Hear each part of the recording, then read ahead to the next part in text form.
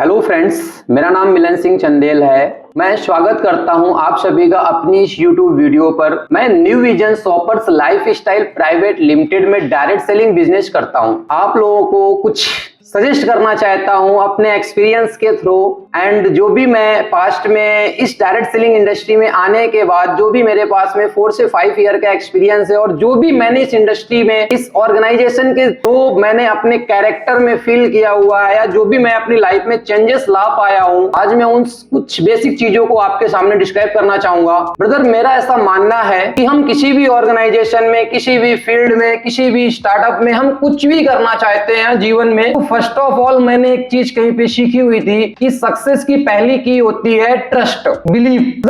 अगर किसी भी ऑर्गेनाइजेशन के साथ में अपना स्टार्टअप करने जा रहे हैं या कुछ भी कर रहे हैं, तो अगर हम उस ऑर्गेनाइजेशन के साथ में जुड़ रहे हैं, उस संस्था के साथ में जुड़ रहे हैं, उस कंपनी के साथ में हम जुड़ रहे हैं, तो सबसे पहले हमें उस संस्था पे विश्वास होना बहुत ही ज्यादा मोस्ट इंपॉर्टेंट पार्ट है। क्योंकि अगर हम विश्वास नहीं कर पाएंगे तो विश्वास से ही सारी चीजें हमारी रन होती हैं। क्योंकि ऐसा है, ट्रस्ट पर ही तो हमने सुना है कि आसमान भी टिका हुआ है। हमें अपने भगवान पे भरोसा है, इस वजह से हमारे भगवान हमारा साथ देते हैं। हमें अपने माँ बाप पर भरोसा है, हमें अपने कलीग्स पे भरोसा है। जिस फ्रेंड्स के थ्रू हम इस बिजनेस में आते हैं, अगर हमें उन फ्रेंड्स पर विश्वास नहीं है, अगर हमें उस संस्था पे विश्वास नहीं है, तो विश्वास की वजह से हम कहीं ना कहीं अपने अंदर से एक इंटरनल विद कॉन्फिडेंस के साथ में कोई भी काम नहीं कर सकते हैं। और हमारी लाइफ में अगर ट्रस्ट नहीं होगा, जब ट्रस्ट ही नहीं होगा, तो हमारे अंदर से वो कॉन्फिडेंस कभी निकल ही नहीं पाएगा कि मैं अपना 100% या मैं अपना 100% किसी भी काम में फुल्ली फोकस्ड होकर के उस चीज को हासिल करने और अचीव करने में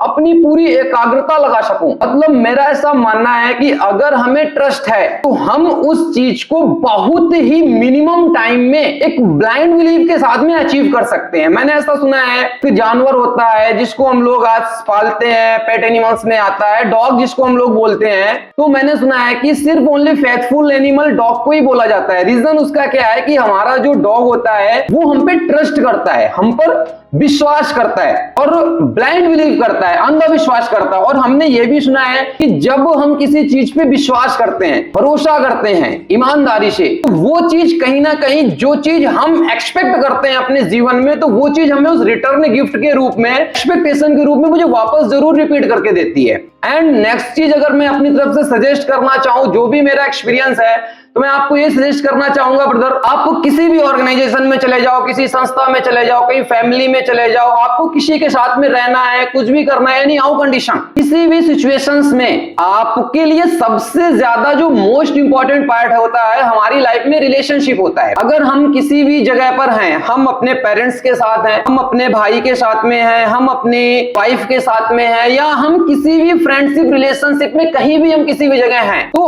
अगर हमारा रिलेशनशिप एक ट्रस्ट का रिलेशनशिप नहीं है, अगर हमारा रिलेशनशिप अच्छा नहीं है, अगर हमारे रिश्ते अच्छे नहीं है, अगर हमारी दोस्ती अच्छी नहीं है, अगर हमारी उस दोस्ती में एक प्यारी सी बॉन्डिंग नहीं है, जिस बॉन्डिंग को कोई भी इंसान किसी भी तरीके से ब्रेक ना कर पाए। मैं आज देखता हूं कि आज हम लोग तो चलो खैर बहुत बड़ी बात हो गई, दोस्तों में एक फ्रेंडशिप होना तो एक बहुत ही बड़ी बात हो गई ब्रदर, बट मेरा ऐसा मानना है कि आज हम लोगों को शायद अपने ब्रदर्स में भी भरोसा नहीं होता है, हमें अपने अंकल्स वगैरह में भी भरोसा नहीं होता है, जो हमारे पेरेंट्स होते हैं, जो हमारी फैमिली होती है, जो हमारा एनवायरनमेंट होता है, कहीं ना कहीं हम लोग इन सारे लोगों को एक डाउट की नजर से ही देखते रहते हैं। अब कंडीशन क्या आ जाती है कि जब भी हम कोई अपना की स्टार्टअप करते हैं, कोई भी काम स्टार्टअप करते हैं, हमें सबको पता है कि हमें किसी भी काम का स्टार्टअप करने के लिए हम सिंगल कुछ भी नहीं कर सकते ब्रदर। जब हमारे पास में और भी 2, 4, 5, 10 हमारे जैसे दोस्त होंगे जिनका माइंडसेट इक्वली सेम होगा, हमारे जैसा ही होगा और उनका फोकस्ड भी उसी चीज पे रिलेटेड होगा, तो उसके साथ साथ में हमें आपस में जो हम 4 लोग 5 लोग एक साथ में मिल करके अपना स्टार्टअप कर रहे हैं, और हमने एक प्लानिंग बनाई 5 लोगों ने मिल करके कि हम 5 लोगों को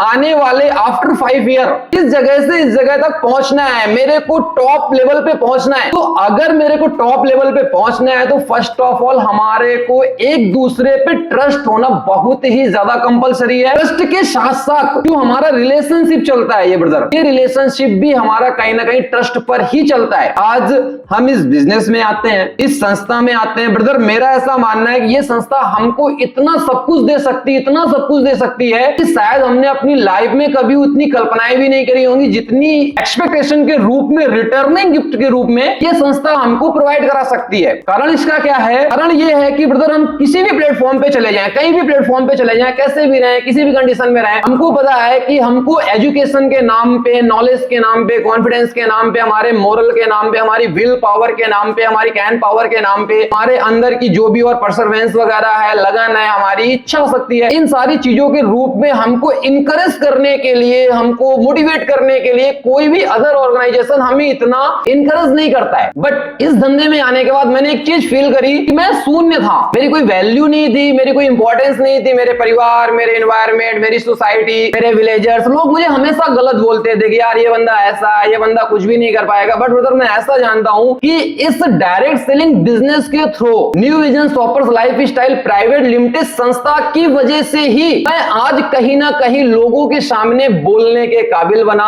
आज मेरे अंदर वो कैपेसिटी है, मेरे अंदर आज वो एनर्जी है, मेरे अंदर आज वो डेडिकेशन है, मेरे अंदर वो आज पागलपंती है कि मैं अपने जीवन में कुछ ना कुछ हासिल करूं, और इतना कुछ हासिल करूं कि आने वाले टाइम में लोग हमारा एग्जाम्पल दें कि यार जब इतना ऐसा लड़का या वैसा लड़का, इतना बेकार, इतना लूजर टाइप का पर्सन अगर अपने जीवन में सक्सेस हो सकता है यार, तो अदर पर्सन क्यों नहीं सक्सेस हो सके? तो ब्रदर मैं पूरी प्रायोरिटी सिर्फ ओनली इस डायरेक्ट सेलिंग बिजनेस को ही देना चाहूंगा, क्योंकि ये डायरेक्ट सेलिंग बिजनेस ना हमको वो बर्निंग पावर पैदा करता है ना, हमारे अंदर वो बर्निंग एनर्जी पैदा करता है जिस बर्निंग एनर्जी की हमको नीड है। हमारे दिल में, हमारे हृदय में एक आग का होना बहुत ही ज्यादा कंपल्सरी है। आग का मतलब क्या होता है? अगर जो बॉडी में आग बाहर से लगाई जाए तो वो हमारी बॉडी को जला सकती है, बट अगर बॉडी में आग अंदर से जलती है ना, तो वो हमें इस दुनिया में हमारा नाम को रोशन करने का बहुत ही अच्छा मौका प्रोवाइड करती है, एक बहुत ही अच्छी अपॉर्चुनिटी प्रोवाइड करती है। जैसा कि हम सभी लोग देख रहे हैं कि आज का कोई भी बिजनेस हो, काम हो, कैसा भी किसी भी प्रकार का हो, आप देखते हो कि सबसे ज्यादा मेन प्रॉब्लम जो क्रिएट हो रही है वो इसी चीज में क्रिएट हो रही है कि हमारे जो रिलेशनशिप है, हम अपने रिलेशनशिप को अपने दोस्तों के साथ में, जिन फ्रेंड्स के साथ में हम मिल करके अपनी संस्था, अपने ऑर्गेनाइजेशन, अपने काम को बेस से स्टार्ट कर रहे हैं, हमें धीरे धीरे उन फ्रेंड्स पर ही ट्रस्ट होना बंद हो जाता है। क्योंकि हमारे जीवन में हमारे साथ के जो हमारा एनवायरमेंट हो गया, हमारे अदर रिलेटिव हो गए या हमारे फ्रेंड सर्कल के लोग हो गए, वो हमारे जीवन में, जैसे भगवान श्री राम के जीवन में उनकी माता कैकेयी जी उन्हें बहुत प्रेम करती थी, शायद उनके लिए वो अपना पूरा जीवन ही न्यौछावर कर देती, सब कुछ करती, सब कुछ किया उन्होंने। शायद उनकी माँ कौशल्या से भी कहीं ना कहीं ज्यादा माता कैकेयी उनको प्रेम करती थी। बट बोलते हैं ना कि ब्रदर ओनली 2 सेकंड के कान भरने की वजह से माता कैकेयी के दिल और दिमाग में एक बहुत ही गलत विचार उत्पन्न हुआ, और उस गलत भावनाओं की वजह से माता कैकेयी, जिन राम भगवान को इतना प्रेम करती थी, इतना स्नेह करती थी, उनका जीवन ही उन पर उठाती थी, तो कहीं ना कहीं उनके दिमाग में भी वो डाउट्स है, और उन्होंने जो उनका दिल का टुकड़ा था, उन्होंने अपने दिल को ही निकाल करके 14 वर्ष का वनवास दे दिया। तो दोस्त बस यही कहना चाहूंगा अपनी तरफ से, बस एक यही सजेशन है, अगर काम कर रहे हो तो फर्स्ट ऑफ ऑल तो अंगद की तरफ पैर जमा दो।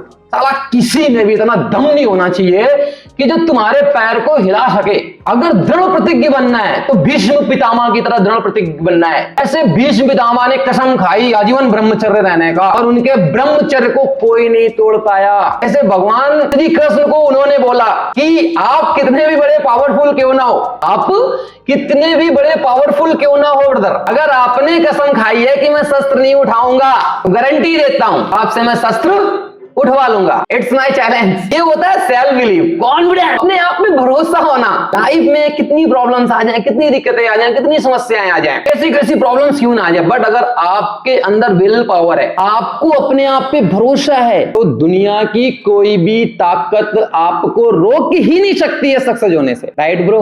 रियली कि हम सभी लोग भगवान श्री राम की धरती से ही हैं, भगवान श्री राम के देश से हैं। हम सभी लोगों ने भगवान श्री राम के कैरेक्टर से बहुत सारी चीजों को सीखा हुआ होगा और बहुत कुछ सीखा है। हमने बचपन से भगवान श्री राम की कहानियां सुनी। देखो जो भगवान श्री राम में एक सबसे प्यारी सी क्वालिटी लगती है ना, वो सबसे ब्यूटीफुल क्वालिटी मेरे को यही लगती है कि भगवान श्री राम को उनके पिताजी ने सिर्फ एक बार बोला कि बेटा मेरी ऐसी ऐसी इच्छा है, आपको ऐसा ऐसा करना पड़ेगा, अगर आपने ऐसा ऐसा किया तो शायद आपकी माँ को हैप्पीनेस मिलेगी। कॉमन सी बात है। उन्होंने अपनी फीलिंग्स के अकॉर्डिंग उनको बताया कि बेटा मेरी ऐसी ऐसी विशेष है आपसे, आप अगर मेरी इन सारी विशेष को पूरा करते हो तो हमें भी खुशी मिलेगी और हमारी फैमिली को भी खुशी मिलेगी और आपकी माँ की ऐसी ऐसी डिमांड है। उन्होंने उस समय अपने पिताजी के चरणों को छुआ और उन्होंने बोला कि पिताजी आपने मेरे से जो भी बोला है, कुछ भी हो जाएगा इस दुनिया में, कुछ भी हो जाए, नहीं आओ कंडीशन कुछ भी हो जाए, पर मैं कभी भी आपके इस वचन को खाली नहीं जाने दूंगा। इस रीजन की वजह से उनको दूसरे दिन जंगल निकलना पड़ा। उसके दूसरे दिन उनको शायद राजगद्दी मिलने वाली थी अयोध्या की, पर उन्होंने उस चीज को इग्नोर किया और उस चीज को हमेशा हमेशा के लिए छोड़ दिया। जब उन्होंने उस चीज को हमेशा हमेशा के लिए छोड़ दिया और छोड़ने के बाद बाहर वनवास निकल गए। इसके बाद उनके पिताजी की भी डेथ हुई, उनके भाई भरत जी भी वहां पर गए और उन्होंने बड़ी रिक्वेस्ट करी कि भाई प्लीज चलिएगा। पिताजी का भी देहांत हो गया। अब जब पिताजी ही नहीं बचे तो फिर वचन कैसा बचा।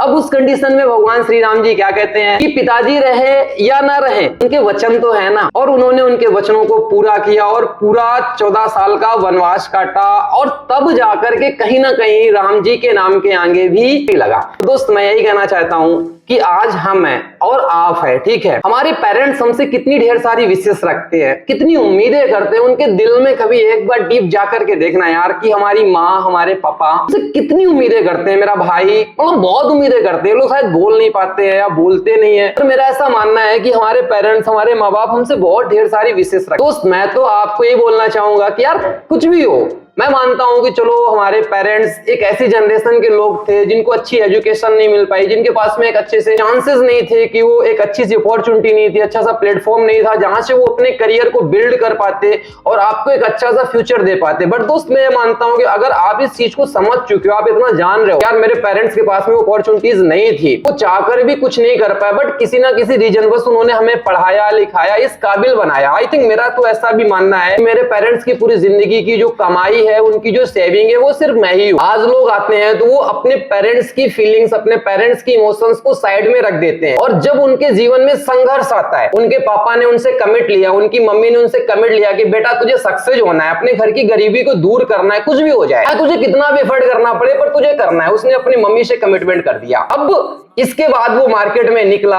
आया, संस्था में आया, हमारे ऑर्गेनाइजेशन में भी लोग आते हैं, स्टार्टअप करते हैं, पर कहीं ना कहीं उनके माइंड से वो उनके पेरेंट्स की जो फीलिंग्स हैं वो खत्म हो जाती हैं। जैसे कि हमने देखा राम जी कितना संघर्ष झेले, कितना एफर्ट किए, बहुत तकलीफें झेली, बहुत संघर्ष किया, सब कुछ किया, सारी चीजें किया, बहुत सारी चीजें किया, कमिटेड पर्सन थे, संघर्ष करते रहे यहाँ तक कि ऐसी भी कंडीशंस आई कि राक्षसों से भी युद्ध किया और उनकी जो वाइफ थी माता सीता जी, उनको भी रावण हर करके ले गया। सारी चीजें हुई उनकी लाइफ में, सारी सिचुएशंस आई, पर उन्होंने कभी कमबैक करने की नहीं सोची। उन्होंने बोला कि जो मैंने वचन दिया है वो मैं करूंगा तो करूंगा। दोस्त ऐसे ही कुछ साल पहले मैं अपने घर से निकल रहा था तो मुझे आज भी याद है कि मेरे पेरेंट्स काफी गरीब थे, मेरे परिवार मेरी फैमिली काफी ज्यादा पुअर है। ऐसा नहीं कि हम लोग बहुत ही रिचेस्ट फैमिली से बिलोंग करते हैं। जो कॉन्फिडेंस आया कहीं ना कहीं मम्मी ने मेरे को उस हिसाब से पाला पोसा बड़ा किया और बेचारी हमें हमेशा समझाती रही कि बेटा आपके अंदर पेशेंस का होना बहुत जरूरी है, आप धैर्य रखो, ऊपर वाला हमेशा आपके लिए बेस्ट ही चुनाव करेगा।